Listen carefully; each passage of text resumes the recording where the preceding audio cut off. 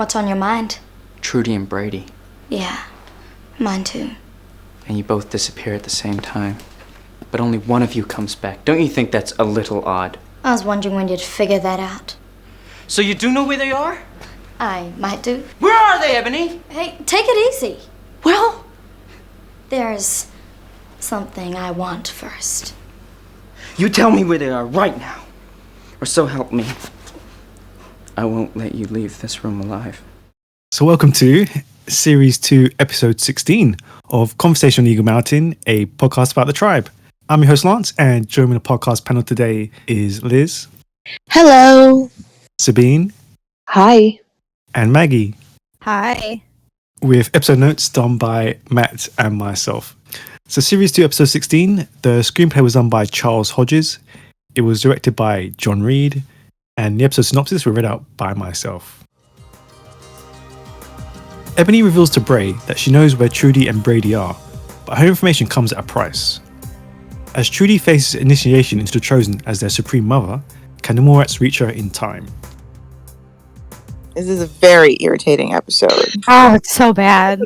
I'm not really sure how I feel. Like, there's this part of me that's like, I appreciate. It's almost like it's like a failure, but not for lack of trying. So it's like I don't know which is worse. Like, just there was no hope for this episode. It was always going to be garbage. Or I can almost see something good happening here, but you just don't. It's like watching someone try to do a long jump or the pole jump, and they crash into the thing.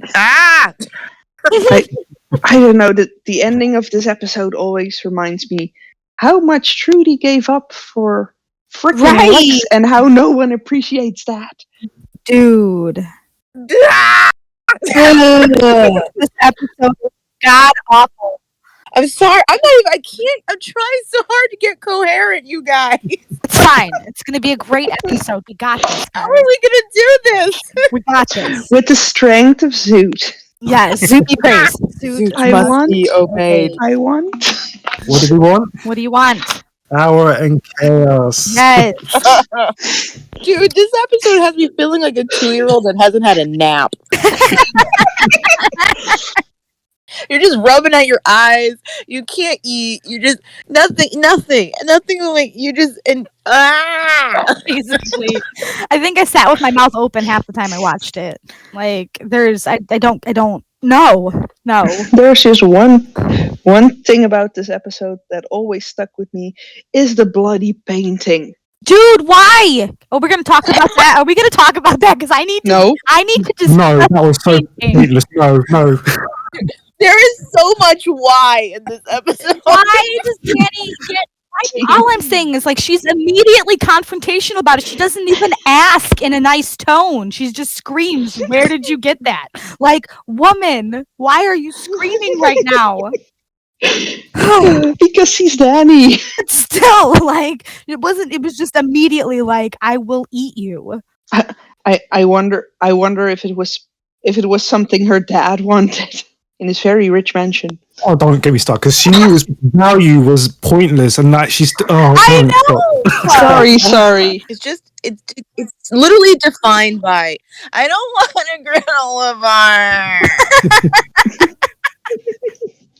I swear, you guys, I am all I see is my kids, and I just can't find anything they want for lunch because they haven't taken their morning nap. And it's like, I'm trying to get them to lay down with me because I know they won't be happy till they fall asleep. But I don't want to nap. I don't want to watch Nemo.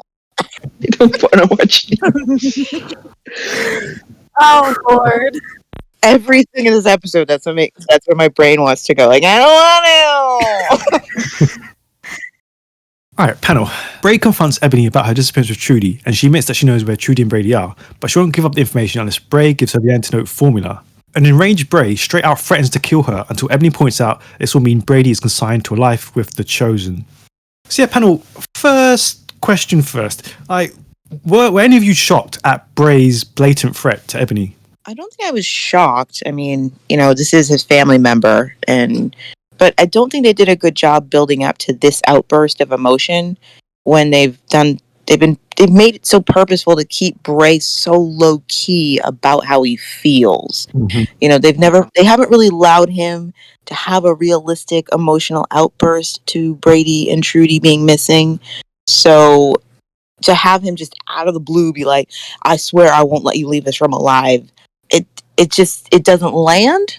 You know, it's just like, where did that come from? Logically, it makes sense that he should threaten her, but there's no realistic build to his emotional outburst at that. So I don't know. It just doesn't work for me personally. Yeah. If there On was the a other build hand, up. yeah, on the other hand, I was glad that he did, though. You know, it finally looked like Bray was going to step up and actually do something instead of roll over. If he was actually going to do something, this could have been very powerful. Mm-hmm.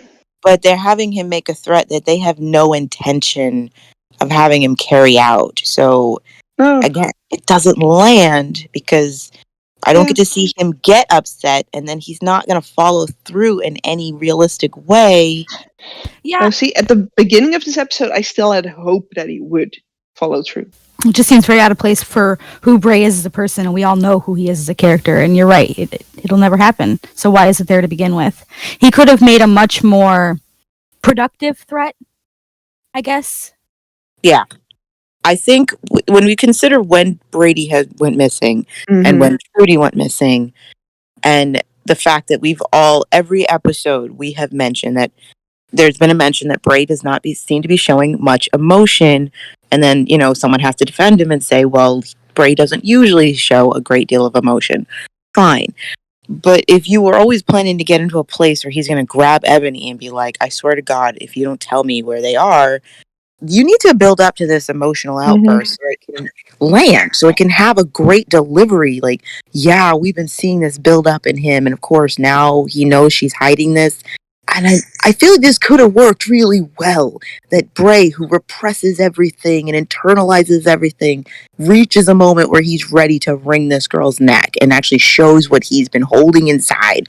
This could have been effective. I just don't think it lands. Like, I get where you were going for. You just didn't make it. I'm sorry. But you're right, it doesn't land because there wasn't that like build up that we saw. It was very subtle. Because Bray's emotions are subtle, if any at all. But there's really no defending this at this point. Why make the threat to begin with? He could have very easily, you know, forced her to tell him where they were without all this nonsense. But, okay, sure. And then, of course, when you consider how the episode ends, it really falls flat. Yeah, exactly. It's like rolling a boulder uphill. That's it. That's what the tension is supposed to be. And then you never get it over the hill. It just falls back and rolls over you instead. And like, oh, we were almost there. Yep. Like, we've talked about Bray's inaction, like, for episodes and episodes. Like, this could have been so great if we had seen him going out in the city, searching for Brady by himself, coming back dejected and depressed, and this slowly building up, and then obviously finding out that she knows where she is. Like, this could have been that fantastic moment, but no, we didn't get none of that. No. Nothing. No, and it is very out of character for who they told us that Bray was in the beginning. You know, like, he should have been out there and he should have been looking because that's what he does. He knows the city better than anyone, right? Yeah. So, yeah, I just feel like I get what you're going for. I can feel it. And I'm all for a quiet character suddenly snapping. I love that. That's very fun. You just didn't deliver it here, you know? Like, you almost had it. Because I'm rooting for him when he gets mad at her. Like, yes. And then he immediately deflates in the same conversation. I'm like, wait, where did all the fire go? What was that? Like, you had it and then you immediately dropped it. And it's not working. It's like they're dangling a carrot in front of us of what could have been. Yeah, that's exactly it. It's like they leave the audience hanging with like emotional blue balls. You know, you bring us to this point where it's like, okay, basically you could believe if they had landed this just right, you could believe that Bray's emotions all this time have just been an elastic being pulled back and back and back and back until the tension is so strong that this elastic has no choice but to snap. And this would be the moment he finally snaps. And that could have worked. This burst of emotional, just, that's it. I've reached the end of my rope. And they're clearly trying to do that in this episode. But again, they don't nail it. They don't nail the emotional outburst that Bray should be having. It's like you can see the spark, like someone's trying to start the fire and they can't catch a light. And so we're left just hanging, waiting for, come on, catch fire, let's do this. I know that's what you're trying, and they never get there. And you're like, great, my hot dogs are cold. Awesome. I mean, obviously we have to talk about what immediately follows after.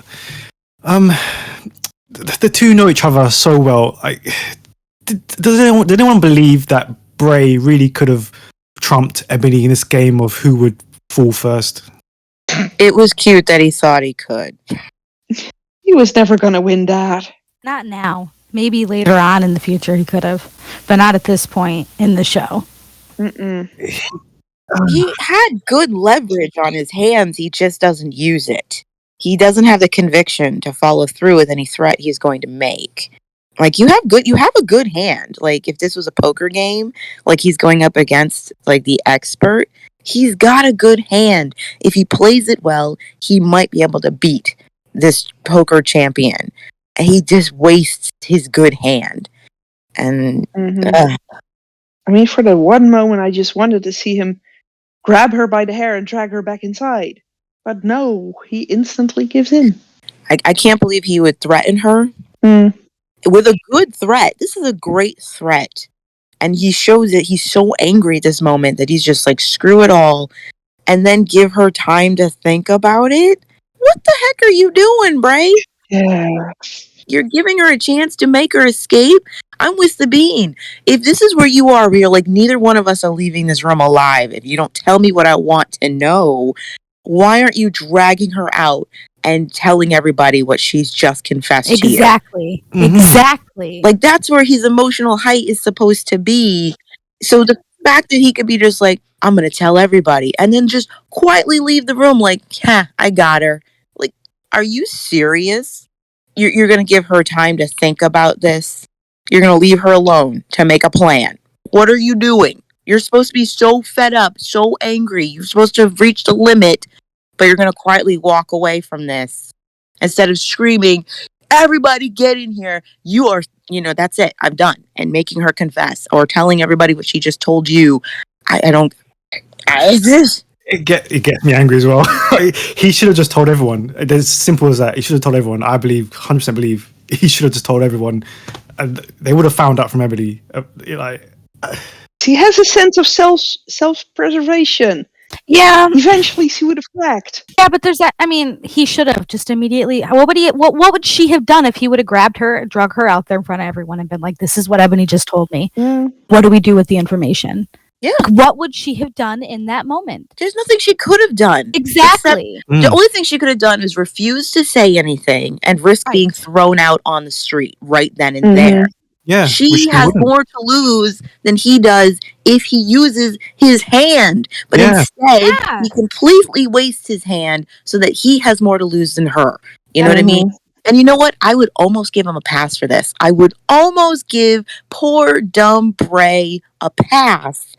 Except he meets her in the sewer, meaning he knew that this is something she would do, that she would try to run. So it's like, if you already suspected that your threat wasn't going to work, why did you even give her a chance? Yeah. And that's the thing, is he knows, and why didn't he just immediately grab her again? Yeah. At any point, he could have just been like, "You're going to come with me." Just throw her over your shoulder. Yeah, she's not that big. Exactly. There's no excuse for anything in this episode other than they needed stuff to fill the time. Yeah, like, you're this angry. And again, that's what I'm saying. You're emotional blue balls. You have him have this outburst showing that this is where his emotional range is at this point. He's not even seeing reason anymore. And yet he's not physically acting on this anger. So it doesn't work. I don't buy that he's that fed up and that angry because he's not doing what a normal person would do. Right. Yeah, not at this point. Now, had they done that scene after the scene later on, I might have bought it. I might have bought it. After the tribe confronts him, blah, blah, blah. Yeah. Might have got it then. Might have understood it then a little bit more. Yeah. Sorry, you've just reminded me of something. Like that scene in the sewer. So, do you think Ebony knew he was going to be waiting for her down there, or do you think she really was going to run at that point? Nah, she knew. He is so predictable. It's insinuated that she's actually genuinely making a run for it. Yeah, but that's what I believe. She doesn't take anything with her. Mm-hmm. Right, I noticed that too. She's smarter than that. Not even a jacket. It doesn't work for me because I'm like, so she's just going to run off with nothing. Which, again, I'm like, well, Lance, that actually kind of made me think about, she had to have known that he was down there, and she had to have known that he was going to give in. Because Ebony is that smart. She's smart enough to know Bray and to know his weaknesses and what she can do to break him, right? So yeah, I believe that she had to have known he was down there. She didn't take anything with her. She didn't have her jacket, nothing. She knew that he was gonna, follow her or whatever. He was gonna be waiting for her, and she was gonna get what she wanted. Yeah. One way or another. Yeah, because he's smart enough for that. Yeah. So yes, he played him. Oh yeah, I think she did too. It's Ebony. I think it was poorly done. I'll just say that. It was poorly done. Absolutely. I think you guys have a very strong point that Ebony's smart enough to set him up, but the way it's filmed, the way Meryl plays it, it just seems like she was genuinely trying to just, okay, screw it, I gotta get out of here. And yet, visually, it doesn't make sense. And I mean, even KC, when he was trying to skedaddle, he took his stuff with him. Yeah, I'm just like, Bray, you had a good hand. He did. And again, this wouldn't bother me if they hadn't introduced Bray at his emotional breaking point and then did nothing with it. Yeah. They do a little build-up, with all this stuff piling on top of his shoulders, and you can see that he's getting weighed down, and he's getting frustrated, and he's getting upset. But it's not to the extent that we see everybody else start to melt down, when they get upset or when something inconveniences them. He still takes it upon his shoulders, and he still tries to do what he has to do. But it was that subtleness to it. We didn't see it the way we needed to see it. Yeah. And then this outburst just doesn't sit well because it's not who Bray is. Was it Lex? Yes. I could see him making that threat. Not meaning it, but having no problem saying it, right? Bray, it just seems so out of place. It's in the wrong place. Yeah, just like you said, it's in the wrong place. And there's no payoff to it, and basically, that basically sums up the episode. Okay, let's take a small reprieve to talk about. Do we have to? Jack and Ellie. Poor Jack. Oh, I hate her. From one evil little witch to another. I hate her. You've got a nerve, haven't you? Oh, come on, that was a pretty mean trick you played. What trick? Do you think I'm stupid? I will if you don't tell me what you're talking about. Forget it. Okay, so after being interrupted by Dal, Jack finally plucks up the courage to confess his feelings to Ellie. Ellie, however, plays a prank on him, resulting in him pouring his heart out to a confused Bob in the chair. But later, Jack does call her out for her cruel prank, but she claims to not know what he's talking about. Panel, what did you make of it? She was so mean. It was incredibly mean because, she's just talking to Alice about how, she wants him to tell him how she feels. And then she does this because she thinks it's going to be funny. But it crosses a line. And you see that it crosses a line when he basically is just like, I'm done playing games. I'm done joking. And he walks away. It was sad. I was almost in Ellie's corner, like, in the beginning when she's just playing with Jack. She's toying with him like a cat with a string. She knows he's trying really hard to say how he feels, and she's acting completely indifferent and distracted, but she's at the same time still doing things to mess with him, like touching his hand. And so at first I was like, okay, this is harmlessly petty. I remember doing this when I was Yeah, 13 that with was my friends. fun. Yeah. Like, you want to get a boy's attention, and you realize, oh my gosh, I have the power. They like me. My girlfriends and I used to do a lot of things. We used to do the bra removal trick just because we knew it would make the boys around us lose their minds, and we could act all innocent, like, what's wrong with you? And we knew inside why we were doing it, So at first I'm like, okay, this is harmlessly petty. This is cute. I get it. She's 13. She's enjoying this. But yeah, when she pulls the dog trick, that wasn't nice. That was very unkind. And it was unnecessary since he's finally doing what she wanted him to do. Yeah. She wanted him to tell her how he felt. And instead she makes fun of him for it. And okay, I could even let that slide if when Jack said that was a mean trick and she apologized immediately. Like, yeah, you're right. I'm sorry. I couldn't resist or whatever. But when she pulls I don't know what you're talking about. Now she's crossing the line into mean girl territory and makes this a conflict it didn't have to be. It could have been easy enough, like, okay, I got my revenge on you. Okay, it's really sweet what you said, blah, blah, blah. And I'm like, I remember my friends and I doing this, and I'm like, oh, Ellie, you're in the wrong. Yeah.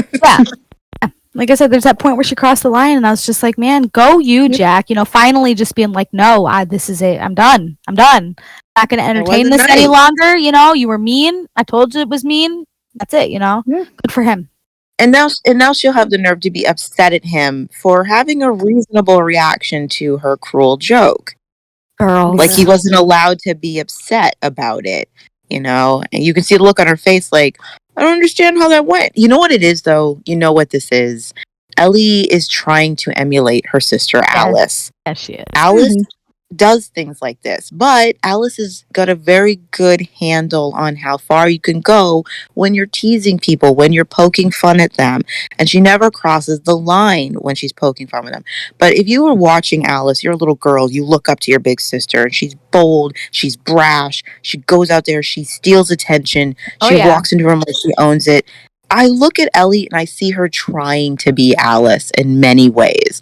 And so Ellie thought this was clever. You know what I mean?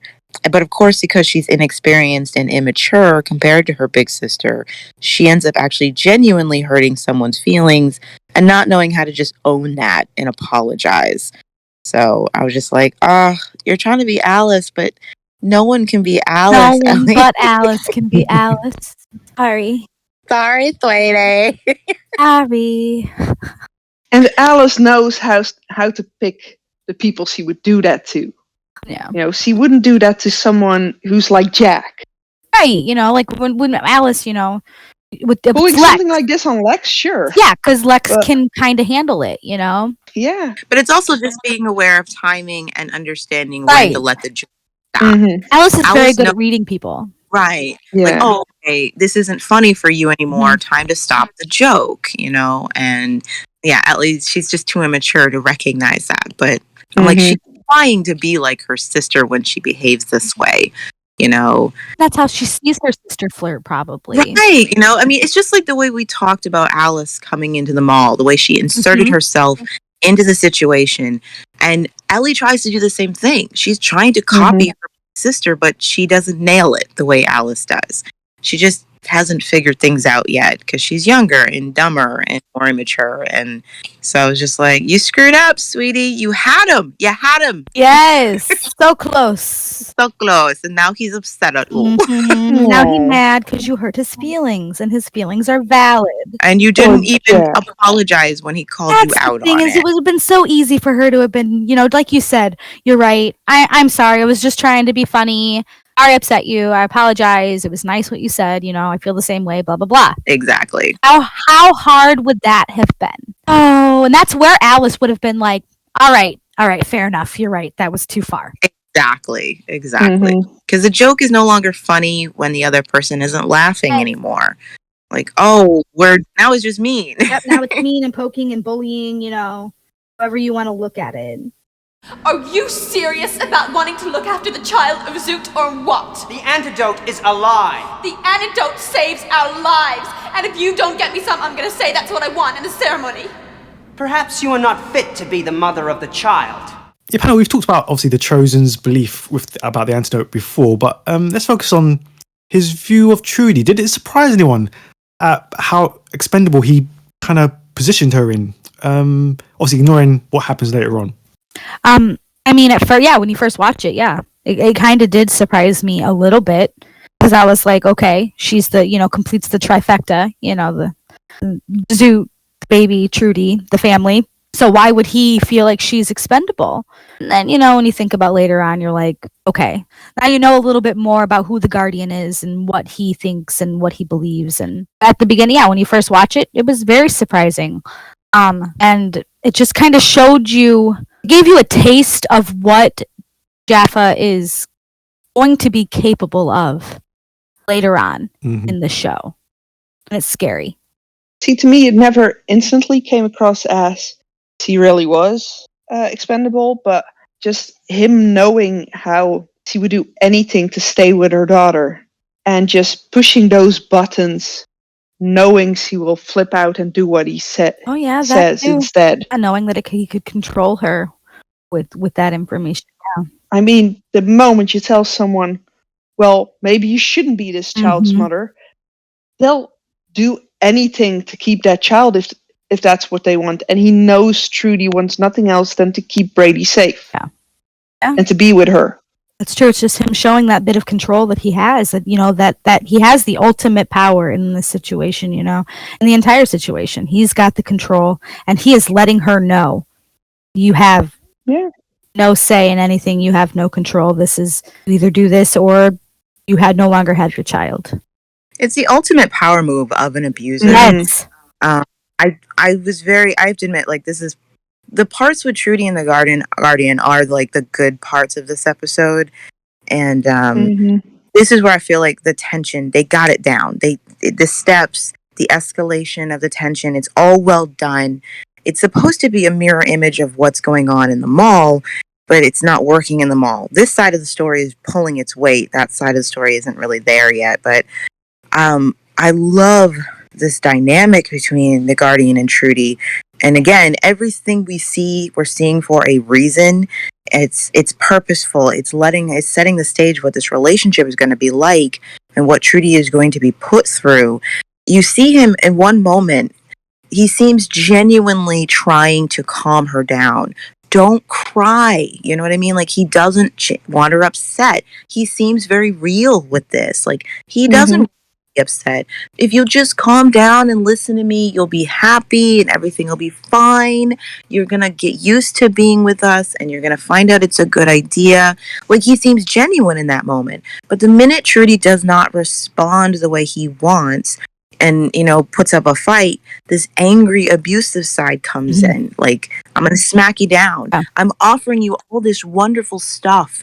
You know what I mean? I would worship you. Don't you get it? But if you don't take what I give you, I'm going to throw you down the stairs. And abusive partners are like that. So, like, that's it's a good gaslighter. 1 minute they're love bombing you, and then the next they're hurting you, and it's your fault for not accepting the love that they were offering. And so I just thought it was really well done with, like, that moment he tells her that, he clarifies what it means to be the Supreme Mother, and Trudy realizes, like, he gave her the illusion that she was safe. Yeah. He was the one who straight up told her, you're the Supreme Mother, we can't hurt you. So she was like, okay, these guys are crazy, but I'm not in physical danger of them. And so, of course, she's been defiant this whole time, feeling like she can be. She feels like she can fight them. And then he reminds her, this is where he hits her, this is the actual rule. You're only safe if you play the Supreme Mother. Yep. The minute you fall out of line, I guess you're not the Supreme Mother at that point. And then all bets are off. And the look on Trudy's face when she realizes that this is going to be a game she's not going to be able to play, And again, that's how abusers are. They're always moving the goalposts. You try to follow their rules, and then they change the destination, and you're just like, you can't win. You cannot win in a game with an abuser. I thought that was fantastic. And I'm like, it's just, by the time we see her again, like, you'll understand why she's the way she is, because they're letting you know this is what's going to happen to her. And it kind of sets up, the relationship between the two and how volatile it is. But he just made it so clear to her that there's just no way that he can get away without doing what he wants.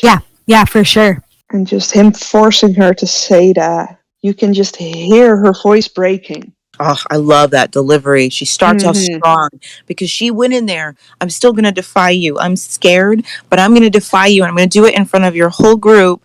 And then she's looking at them and she doesn't see a single friendly face among these people looking at her. They're just blank stares.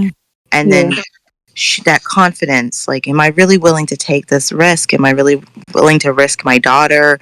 All of that. And then, I just thought, Antonia, my gosh, it was such a beautiful story. I'm getting chills thinking about it right now. Because I'm looking at her face and I'm looking at their faces. She is searching them for, is there anybody here who still has a rational mind? Is there anybody here who thinks this is nuts? Do you all think this is good? And everybody is just staring at her blankly. And she realizes there's no one here. I am alone. There's no one I can appeal to. If he tells them I'm not the Supreme Mother, they'll kill me, without question. And that realization that she doesn't have any power and just, I want power and chaos, and my heart broke for her. Because it's the last thing she wanted in her daughter's life. And that's why she left. She's fighting so hard. And that's what makes the other side of the story just awful, because Trudy has no power, no leverage, and she is using everything in her arsenal to fight these people.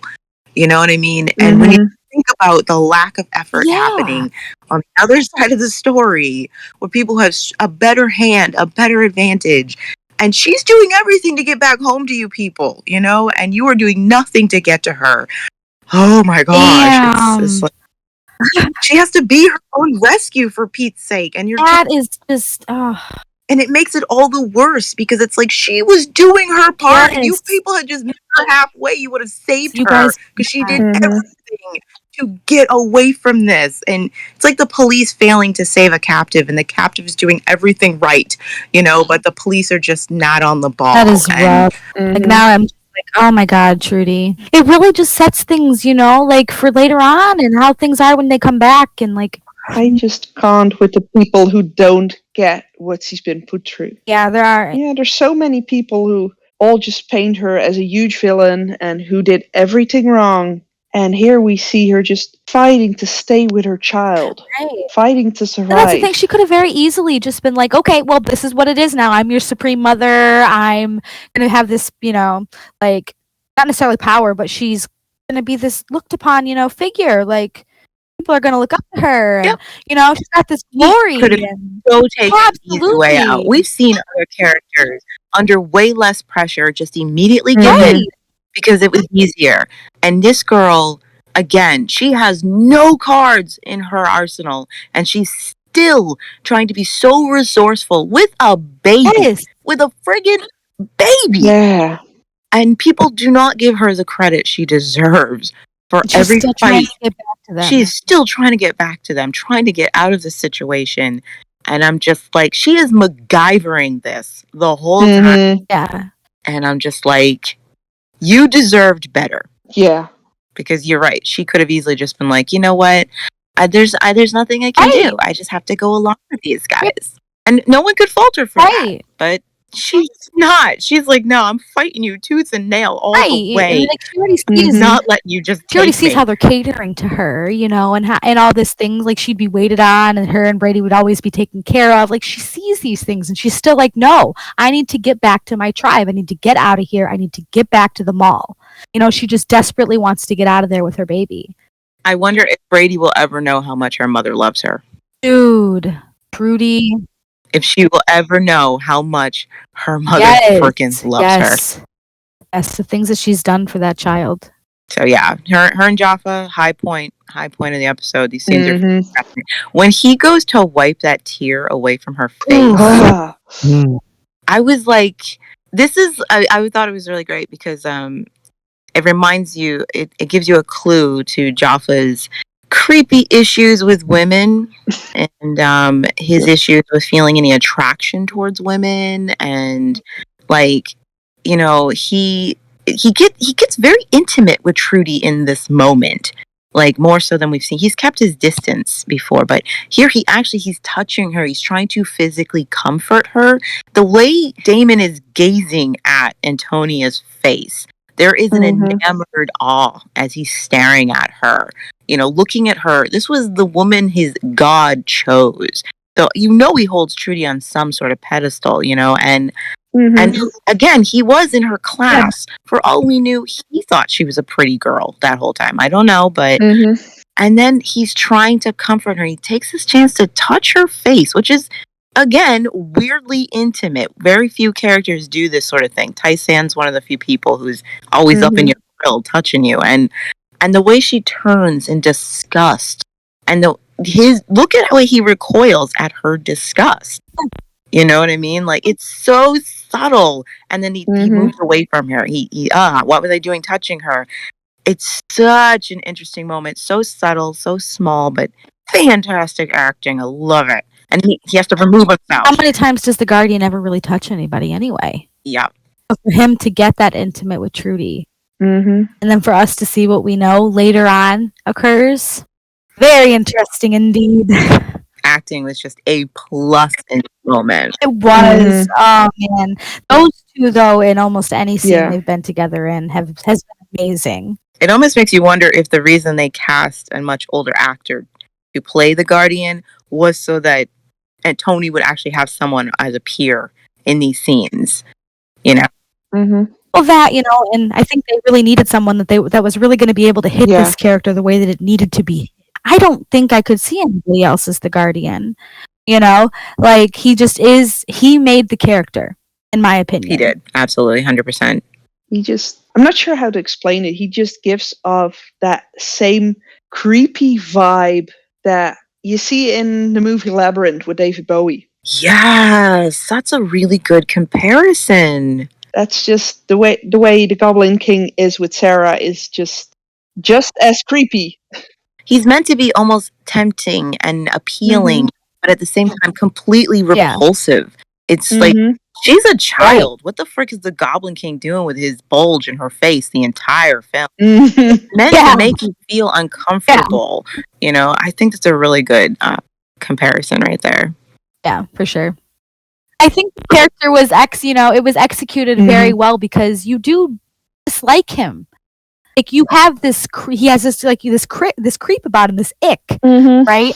So you do dislike him from the very beginning, or from when you first see him, you're like, okay, this guy, there's something off about him. And I think that it was executed very well. And the more we get to know him, the more we get to see it, and the more I think we almost get to understand it a little bit better.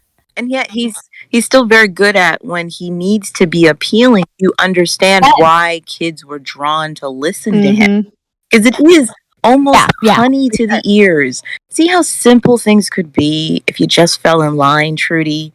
We would worship you. We'd give you everything. It's very taunting and pulls you in, and I think they make that balance very well with him. He's very charismatic when he needs to be. And my new theory is that while he was with the Locos, he was the one that recruited.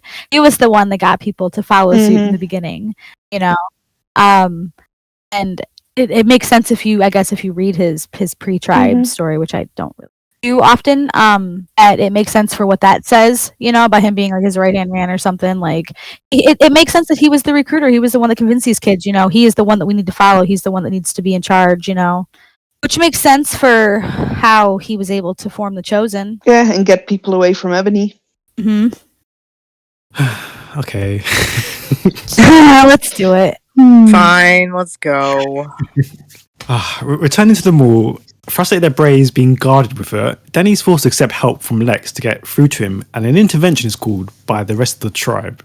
Bray, however, has already given the antidote formula to Ebony and can only give vague assurances, almost leading to Lex staging a coup before Ebony reveals that she has received information about Trading Brady's whereabouts. What do you make of Bray's lack of communication to the rest of the tribe? What do you think about Lex's attempted power grab? Because this is like the second within a short space of time. This is a disjointed mess. And again, I see where they were going. I see the potential. There's a good story here. It's just like a puzzle piece that has not been put in order. I buy Bray not telling anybody. We already know Bray never tells people when he should be telling people. Fine, I get that. I even like the fact that Bray is so emotionally overwhelmed at this moment that he can't give anyone a straight answer. All of that, really great. It would work better if he hadn't already had his huge emotional outburst and he was still building to it. I get it. I get that Lex would try this power grab. I get it. But the pieces that get us to this moment are very disjointed. And some of it just doesn't make any sense how we got here. And again, a lot of it would make more sense if it were Amber and not Danny. But I don't care. I don't care. It's a mess. If I only focus on the objective of the scene, it's fine. If I pay attention to the details, it's just a mess. It's like a Monet up close. I can't make sense of it. Danny, why do you care about this painting? I gotta know. I was going to say it's not a Monet moment. Where did this come from? I think you mentioned before we started recording her again yelling at the girls about the painting they have. Like, Danny, didn't even ask. Why are you yelling at them about the painting? There's no reason to be yelling. Where did you get that woman? What are you, Batman? Like, what the frick is wrong with you, Danny? And then Why if she wants, just be like, hey. And then if she wants that painting, why not just take it away instantly instead of giving? Yeah, she should have been like, hey, I know what that is. I'll take it. Sure, I would love to have it. Then why? Why does this even exist? I don't know. What is the point? I feel like the painting storyline was just so she'd have a reason to go to Lex's room, ask him if you've seen a painting that I don't know why she cares about. She doesn't seem to want it, but she's trying to track a painting down for some freaking reason, just so Lex can be like, what's going on with Bray? And then she could be drawn into this conversation. And I feel like that's the only reason the painting even freaking exists. Just so this moment would happen. It makes no sense. Danny has shown no attachment to physical things from the old world at all. If they had, it would have given a segue for her to go into this scene with Lex. But no, she's not shown nothing, no attachment to the old world for her to suddenly shout at the kids about this painting and to shout at Lex. It's like, no, it doesn't make sense. The reason they give is she went to an exposition once. Okay, you're almost getting somewhere with showing me something about Danny, okay? But that's it. You just dropped it. Oh, I went to an exposition once. Wouldn't it be a moment if she's like, one of my parents had this in their office? You know what I mean? Like, yeah. They loved art. They collected it. And I used to walk. It was just in their office. I'd get the personal attachment to seeing it and also the irritation at seeing it. But it just feels pointless in here. It's just to get her and Lex having their conversation. And I'm like, you could have gotten there in other ways. She literally could have just walked into his room and been like, hey, I'm not getting anywhere with Bray. What do you think's going on? Do you think we should talk to everybody? None of it needed to happen. Exactly. That conversation has no organic, Lex doesn't care about how the mall is being run, so suddenly he gives a crap about them getting. Why does Lex care if they find Trudy? Why is this pulling out his "we need a new leader"? You don't give a crap about this girl. He doesn't, but it's his one shot in. Yeah, it's his chance of, claiming Bray's incompetence so that he can try to be leader again. It doesn't work because Lex hasn't shown any interest, really, in caring about anything lately. Like, they pulled it out of their butts last episode. Lex Man suddenly wanting his job back, and now he wants leadership again. I'm like, where did this come from? This guy's literally been floating in a funk for, a dozen episodes, not caring about anything, but suddenly he is ambitious, came out of nowhere. That's a good point. He tried to jump for his old job, and then now he's jumping for leadership. He suddenly is very ambitious, okay? Now he has goals. He used to be ambitious, and then he thought Ebony was going to be his partner in crime, and then she turned out not to be. Yeah. So here he is, seeing a chance, seizing control, when everyone's just wondering, okay, so what are we gonna do about Trudy and the baby? Right. See, this is the problem with Lex. He's happy to give everyone else to do all the work for him, but he wants the accolade and the power. Mhm. Well, yeah. He's incredibly lazy. Yeah, I get what they were trying to do. I get it. But I just don't think they get here in a way that works for storytelling. And again, the emotional flow doesn't work because you're building up Bray's tension. That's awesome. But since you already gave him his emotional outburst, it just feels out of order for, his break. And you have a bunch of characters doing stuff just because it has to happen, but they don't feel highly motivated in what they're doing. And again, I just feel like all of this would have worked a little bit better if it were Amber. Now, I want you to imagine, here's Amber, who's trying to go forth with a Bill of Rights, trying to add order to the city. And of course, Bray isn't 100% on the same page with her. And so Tysan's been coming between them. She already caught he and Tysan together, and it looked like they were flirting. So there's tension going on between he and Amber. And she's feeling like he's not supporting her. And he's just like, yeah, I just don't fully agree with you, blah, blah, blah. And then all this stuff happens with, Trudy. And Bray is pulling away from her. He's not talking to her.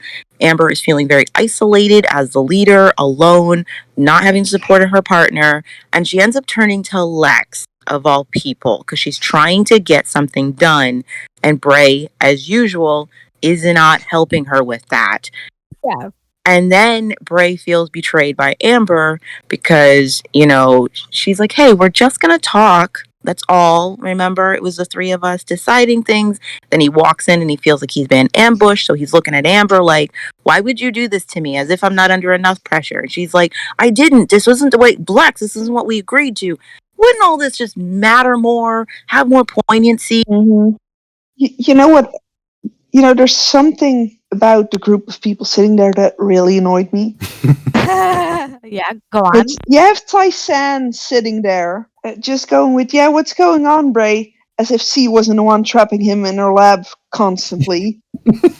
Right, like she didn't care before this. She gave no about what else was happening in the mall before this moment. But she's like, maybe I'm losing him too. It was really weird. That's a fair argument. Like, why do you suddenly care, Tysan? Why? Why aren't you in your lab? You wouldn't even let him escape your clutches to get anything else done. So you are part of the reason he is having this breakdown right now. You should be ashamed of yourself. Heck, he's part of the reason he couldn't be looking for Brady. Right. That's true too. But remember, she lost her memory and now she came back and all of a sudden she's got this conscience that we're supposed to be okay with. I don't. Because her and Bray sharing that formula and her keeping him locked in her basement had nothing to do with her amnesia. In her basement, in her dungeon. Actually, it had everything to do with her amnesia. That's why she chose him. Yeah, okay, but I mean... Yeah, I know, but then she got all crazy, and... Yeah. And went casting dates on him and kept him in her dungeon. Yeah, so, I mean... So... She was the reason why he couldn't go looking for Brady, so why care now? I'm not going to get into that, because he could have gone looking for Brady. Yeah, he could have. He's a big boy. He could have made a decision at any point, been like, Tysan, nah. My niece is gone. He had 2 full days before after Brady went missing. Before he was told the antidote, he could have been searching for her. That's all I'm saying. Yeah. Like, she's not the reason he wasn't searching for his niece. Yeah. I get it. I get what they're going for. They don't land. This is all just very messy. It doesn't work. It's held together with Scotch tape and staples. And it's like, fine, this is just to get us. The only thing I think it's kind of working is that I can see poor Bray. I'm saying poor Bray in the sense of like anybody, I would say poor this person being so overwhelmed and torn and not knowing what to do. But I don't like that they don't do anything with this. There's no resolution to this. And this is kind of the death of Bray's character in a way.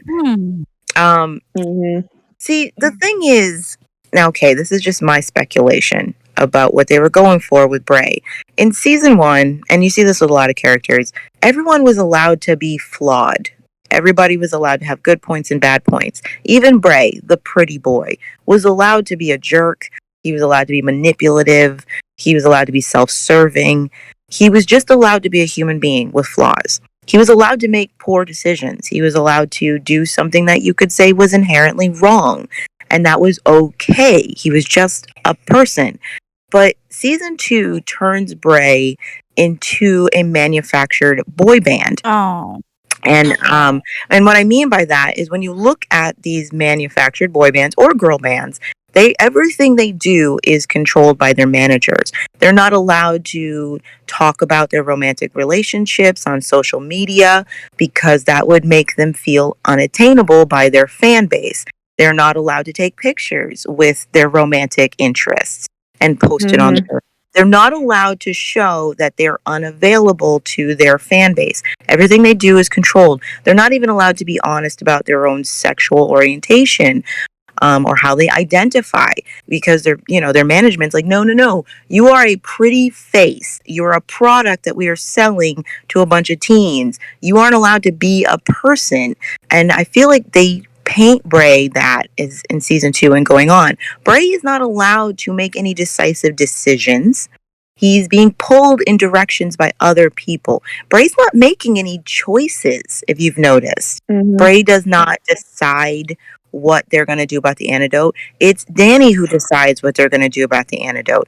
It's Tysan who's deciding what they should do about the antidote. Bray does not search for his niece. The tribe decides he's not allowed to just search for his niece. It's everybody else who have to do things. Bray has to stand there impotently, not being able to make any decisions. He's meant to be a figurehead. He's meant to be a product. He's meant to be a pretty boy that they're selling. He's not allowed to make any choices, even if they're bad ones. He's not allowed to do anything. So you're building him up emotionally to break, and then you kill it in its steps. You will not let him make a decision, even though it makes zero sense for him not to make a decision at this point. And you've killed his character because now he's not a person. He is just a face who's supposed to sit here while things happen to him so that you can never have a real excuse to, I don't like him because he did this, because he doesn't do anything. Yeah. He just becomes a Marty Stew character, really.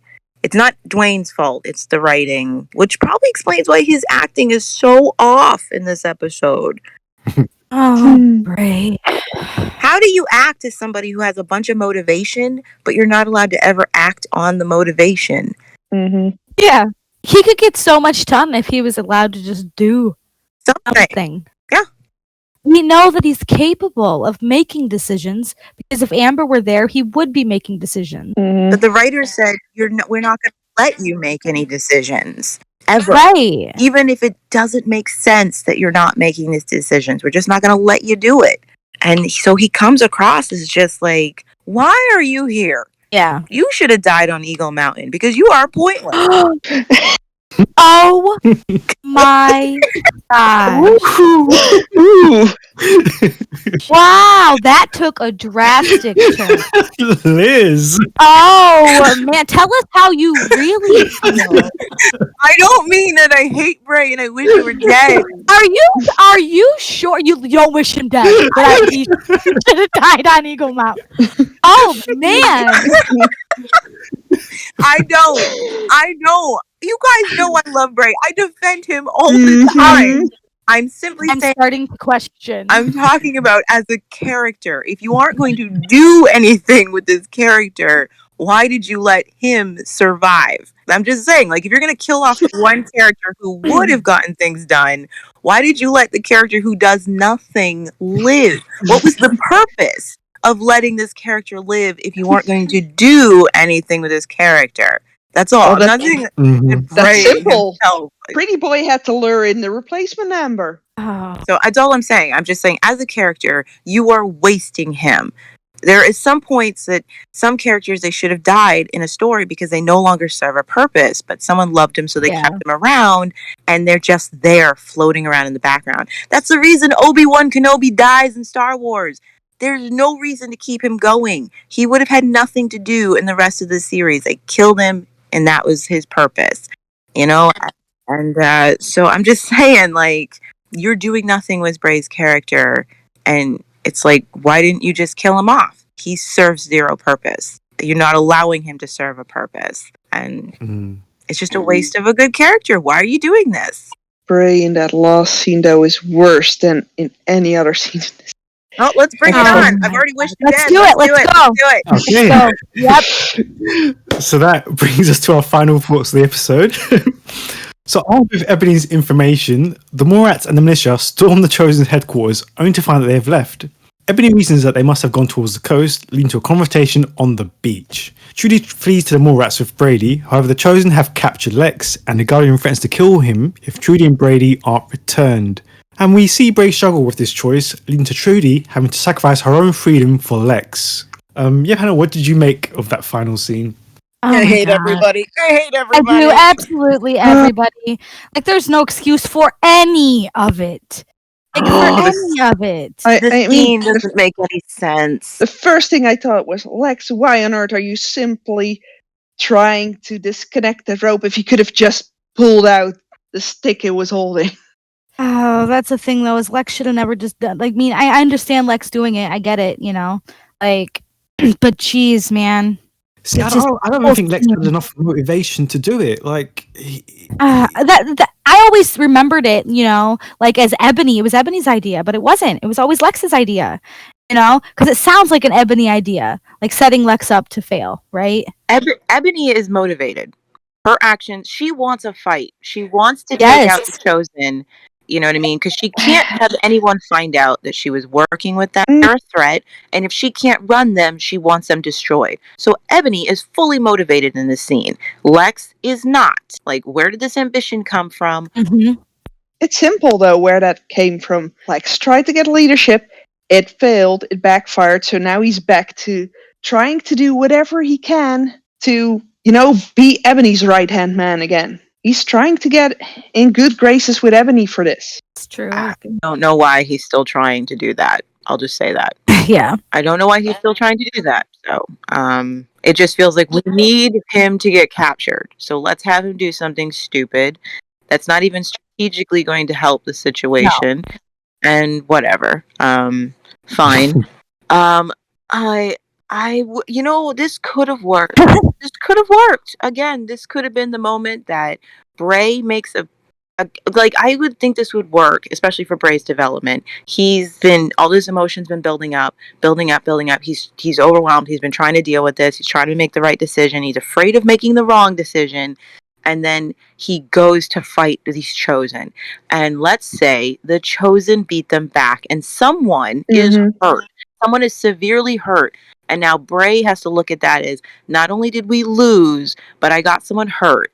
And now, you could give him this actual failure. If you would just let Bray act and fail, this scene could have worked. But they're so afraid of letting Bray do anything that the scene falls flat. And it makes it worse. I'm like, you're trying to keep him from doing anything that you think would be dislikable, and you made him hateable because he does nothing. Let him fail. You can't even make that decision with Trudy, He doesn't make it. She makes the decision. Exactly. To save Lex. Exactly. To sacrifice her freedom, her sanity, her child. That poor girl, man. I can't even. That was awful. Like, it Trudy had was. to make the decision herself because Bray was so ineffective. Yes. Wow. And she just figured, well, they're not going to physically harm me as long as I do what they want. Right. And they will kill Lex because I know they're that crazy.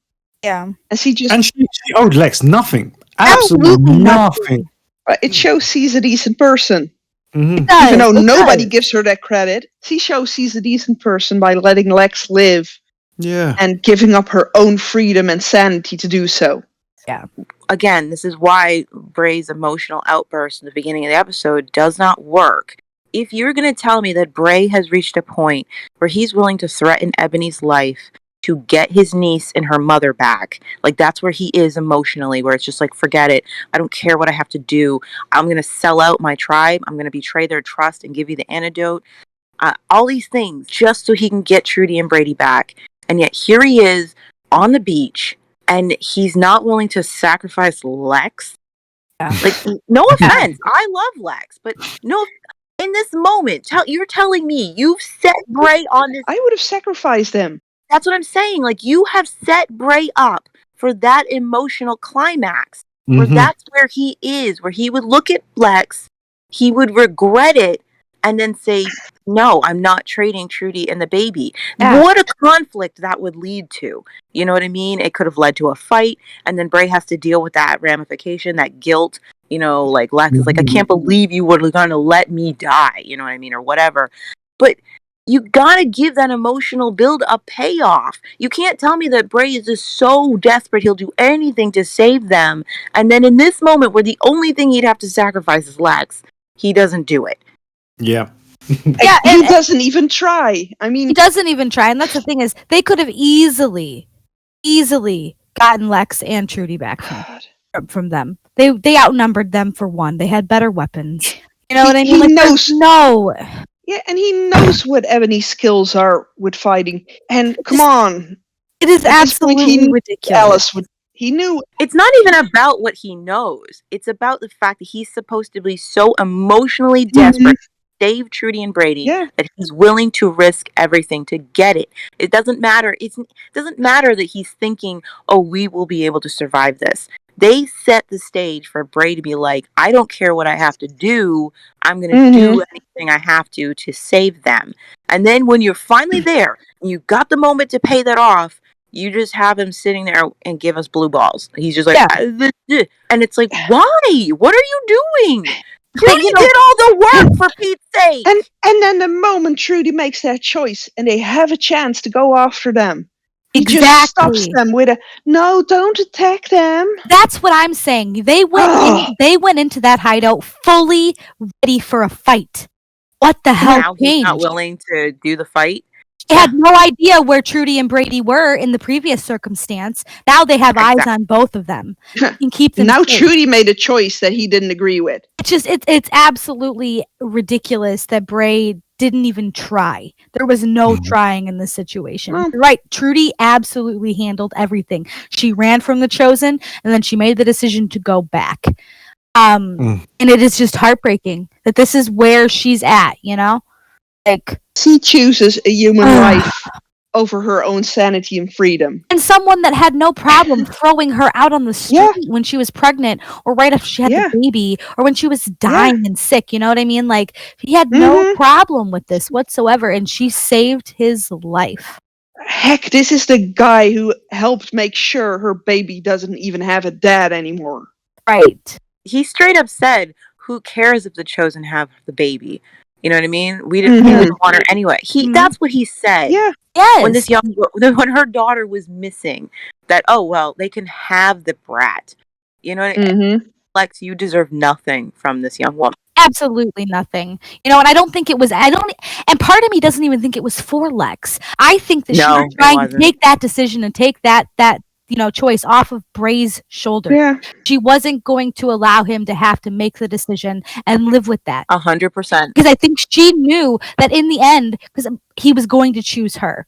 Bray was, you can see it in his face. You know, he says he's not going to, whatever. Like, she did not want him to have to make a decision. Like, even if It's the only part of the scene that I say again. Antonia and Damon they save the episode. Their scenes are great. In this moment with Trudy, I agree with you 100%, Maggie. This wasn't about Lex. I mean, granted, Trudy would not have allowed anyone to be sacrificed on her behalf because she is a decent human being. But this was about Bray. This was about her love for Bray. She loves this man so much that she was not going to have to make him make a decision that he would regret or couldn't live with. Yep. He didn't deserve this from her. As much as I like Bray, he did not deserve this consideration from her. But she loved him so much in that moment. Like, you can see the emotional steps that go through Trudy's face. Yeah. The moment of disbelief when she says, "Bray, like, are you going to make a decision here?" And he just kind of stares at her in anguish, like he can't make a decision. You see the heartbreak on her face. Like, are you serious? Yep. You're not even willing to fight for me and Brady in a circumstance like this. And then the acceptance and immediate forgiveness Yes, that she she gives him. knows. She knows he can't Like, do that. okay.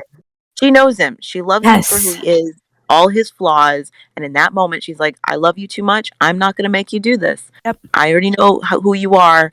And she took the choice out of his hands. Yep. And he has a nerve. Shut up, Bray. You don't get to call after her after that. All right. You don't get to be like, Trudy, no. Like, if you don't want her to go, stop her and save her Make life. the That's on decision. you, Yep. jerk face. And even as she's sailing away, she's still saying, I love you. I don't forget me. I will man. come back. I'm just like, Bray, you did not deserve this love. I'll just say that. Oh, you're absolutely correct. And then him just saying, no, don't go after them. They could have so very easily stopped the entire situation. And they I just didn't. They chose not to like try to diffuse it at all. They could. Why? I have no words. I can't grasp why the moment he went back to them and Lex was let go, he stopped them from going after them, from getting Trudy back. Exactly. That's what I'm saying. Why on earth? It would have. It would have. I don't. Wouldn't have taken very much. You know what I mean? Come on. Again, they should have just let Bray make a poor decision. Yeah. That's what they should have allowed this character to do. He should have been like, nope, we're doing anything we can to get Trudy in them, and then fail at it. That's what they should have allowed this character to do. That would have been the culmination of this emotional hysteria that they've been leading him up to. And Bray makes this decision like, I'm not losing one more person in my life. I lost my brother. I lost my parents. I lost Amber. I am not losing Trudy and Brady. And then to fail anyway. And then you could argue that maybe he hadn't made the right decision. Then you'd have a fair argument, like maybe you shouldn't have gone in there and fighting and all that stuff. But you won't even let him do that. And it's just like that. This whole emotional journey for Bray was pointless. It was absolutely pointless. Absolutely. And even if you just ignore the emotional journey, if you just look at this from a strategic sense, even if Bray had zero emotional investment in any of this, this is still a stupid move because everybody, one, he's got an army of people willing to fight for him and take out these chosen. And two, it's been made very apparent to him, they're not going away. And as Ebony said, if we don't stop them now, we'll have to fight them later and there'll be more of them. Yeah, absolutely. Absolutely. I just don't get the reason. I mean, I understand for plot purposes they had to let them go. You know? Yeah, but they should have at least tried to should have stop let them. them fight, had the Guardian run off with Trudy and Brady somewhere, maybe one other guard, you know, the one guy that becomes a It just doesn't make sense. None of it 'Cause you makes see any sense. The inaction is just awful. Like it's stupid. There's it's just You've got the whole Morat and you've got the militia way Exactly. outnumbering the chosen. It and the should children have sticks. And come on, this militia, they know these people. Oh, it's just it's Crying out loud. asinine. I don't get it. The showdown on the beach just didn't make sense. No. Like I said, they went into that cave or wherever they were, fully intending to fight these people. Now they've got eyes on everybody. They, you know, and still they do nothing. Bray doesn't allow them to do anything. The one decision that Bray makes this entire episode is not to not let them do anything. And this is what happens when you turn one of your characters into a face, into a product, instead of letting them be a character. Bray isn't allowed to do anything this season. Things just happen to him, and then sometimes it works. Sometimes the circumstances work where everyone's making the decisions for Bray. But you cannot have a situation like this where you have set it up for it to be Bray's culminating moment. Yes. And then have him do nothing. Then why did you set it up like it's supposed to be his decision and then he simply just doesn't make one? Then there's no good reason for it. And when he does make one, it's no, just let her go. She made her choice. Let her go. And then, of course, like you said, it's absolutely infuriating to watch this act of love, self-sacrifice, devotion, forgiveness from Trudy, and still have people in the fandom treat her like a villain. Treat like she deserves the things that happened to her. Like, you people suck. You do. You know, that's the thing. You really, they don't really do. stop to really think about why Trudy ends up the way that she ends up. But if you break it down, like we do, and we pick through this stuff, there's a reason for it all. Everything always has a reason with Trudy. Mm-hmm. And she's not a villain. She's not a villain at all. I think that she's been picked on. I think it's sad that this beautiful character, this amazing character, has to go through everything she goes through. And have people still hate her for decisions that she never made herself. She did make them, but she had no choice. Sometimes the only choices are bad ones. Yeah, exactly. There was no other way. You still have to make them, though, and... Mm-hmm. Yep. So, I hate this. I had no defense for Bray whatsoever. I saw this coming, and I was like, the defense rests. We've got nothing. Dude. You're going to have to plead insanity or something, because... Sorry, bro. Not today. Sorry. I love you, but I can't do it. Hey, Bray, maybe you shouldn't go on the stand and speak for yourself. It's not a good look, buddy. Oh. Nope. Can we plea bargain? Cool. So that brings Series 2, Episode 16 to a close. Thank you very much to the panel. Do let us know in the comments your thoughts if you agree or disagree. And if you'd like to take part in a future episode of the podcast, then you can fill out the form over on our website, thetribe.co.uk, or send us a message on the Facebook page. So we'll see you next time for episode 17. Until then, bye. Bye. Bye. Bye.